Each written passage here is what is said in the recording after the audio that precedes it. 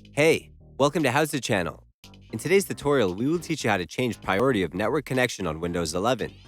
Go to Taskbar Search, type Control Panel, click on it to open. Go to Network and Internet, click on Network and Sharing Center. Choose Change Adapter Settings from the left side list. Right-click on the Ethernet. Choose Properties from the list.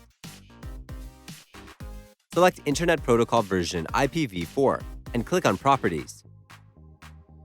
Click on Advanced. A new window will open. Uncheck Automatic Metric option. Go to Interface Metric. Type the number and click OK. Click on Close. Restart your PC. You can reverse the settings. Right-click on the Ethernet. Choose Properties from the list.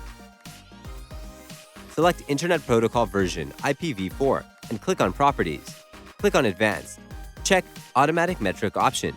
Click OK and close. Restart the device. That's it. Thanks for watching the video. Please like it and let us know if you used any of our tips and tricks. Subscribe to our channel. We upload new tutorials every day.